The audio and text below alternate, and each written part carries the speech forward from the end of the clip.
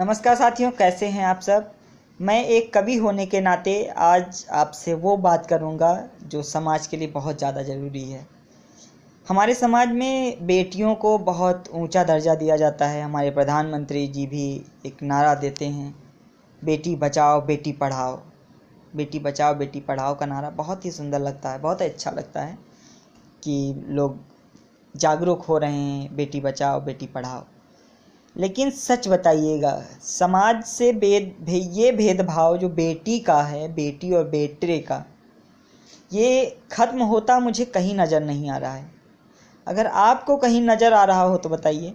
खासकर गांव समाज में जो हमारी बुजुर्ग महिलाएं हैं, जो नई महिलाएं हैं, जो मतलब समाज के निचले तबके के लोग हैं, उन लोगों में तो बेटियों की भावना को लेकर और भी ज़्यादा कुत्सित मानसिकता पहुंच गई है।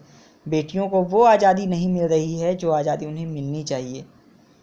बेटियों के बारे में ऐसी सोच बनती जा रही है एक समाज में कि बेटियां माँ बाप का बोझ बन जाती हैं। लेकिन आप खुद सोचिए, बेटियां बोझ नहीं होती हैं, बोझ होते हैं बेटे, जो पूरे जीवन भर तंग करते हैं आपको। बेटियां तो बोझ हैं ही नहीं, बेटियां बोझ केवल 18, 19, 20, 25 साल तक है बस। 25 साल के बाद उनकी शादी हो गई, वो आप पर बोझ कहाँ बची। लेकिन बेटा अगर आपका नालायक है तो जीवन भर आप पर बोझ बनकर रहेगा, जीवन भर आपको इतनी दिक्कत देगा जिसको आप सहन करते करते आपके प्राण निकल जाएंगे लास्ट में। हमारे देश में बहुत सारे उदाहरण हैं इस समय, जो बेटों के कारण माँ बाप आत्महत्या कर लेते हैं, बेटों के कारण माँ बाप को अनाथाश्रम में रहना पड़ रहा है। कभी ये भी सुना बेटियों ने अपने माँ बाप को अनाथाश्रम में छोड़ दिया? नहीं, ऐसा नहीं है। बेटियां अगर छोड़ती भी हैं तो किसी ऐसे मजबूरी में, जैसे मान लीजिए वो मायके गई और मायके में वो अपने माँ बाप को बुलाना चाहती हैं, और उनके वो ससुराल गई और ससुराल वाले उनका साथ नहीं दे रहे हैं, तो मजबूरी में उन्हें अपने माँ बाप को एक सुरक्षित स्थान पर भेजना पड़ता है।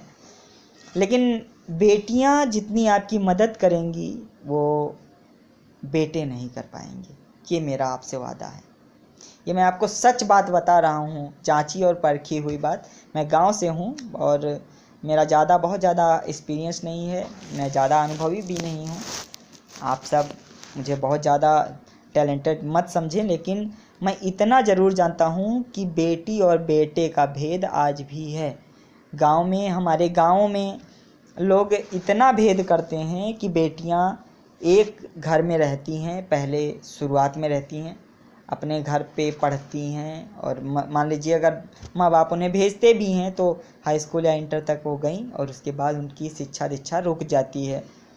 उसके बाद फिर एक घर से उनको निकाल कर शादी की राह में कुर्बान कर दिया जाता है, दूसरे घर में उनको ब्याह कर भेज दिया जाता है। उस घर में जाती हैं, उस घर में अगर उनकी भी मानसिकता वैसी है तो उस घर में भी वो वैसे ही रहती हैं, खुद को इतना ढाल लेती हैं कि वो दरवाजे तक जाते हुए उनकी रूह तक कांप जाती है। रूह कांपती है कि वो दरवाजे पर नहीं जा सकती, वो बाहर नहीं जा सकती, वो सब्जी लाने नहीं जा सकती, वो खेतों तक नहीं जा सकती।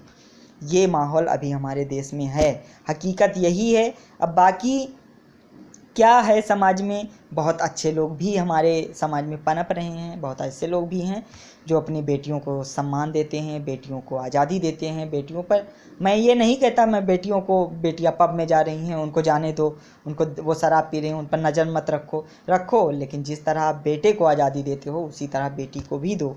बेटे को अगर पढ़ाते हो तो बेटी को भी पढ़ाओ, ज़रूरी है, क्योंकि बेटियां कल का भविष्य हैं। बेटियां कहीं जाएंगी, उनके जिम्मे एक घर नहीं दूसरा घर भी है, इसलिए बेटियों के प्रति आप लोग सजग रहिए। बेटियां कमजोरी नहीं हैं, बेटियां ताकत हैं। बेटियां जब तक रहती हैं माँ बाप की सेवा करती हैं, और उसके बाद भी माँ बाप की सेवा करती हैं। लेकिन बेटे आपकी सेवा बहुत कम करते हैं, बहू का इंतज़ार करते हैं आप लोग। जब बहू आती है उससे आप एक्सपेक्ट कर सकते हैं कि वो आपकी सेवा करेगी, लेकिन बेटे आपकी सेवा नहीं करते हैं। हाँ, ये अलग बात है, बेटे आपको कंधा देते हैं, लेकिन वो समाज बदल भी सकता है, बदल सकता है।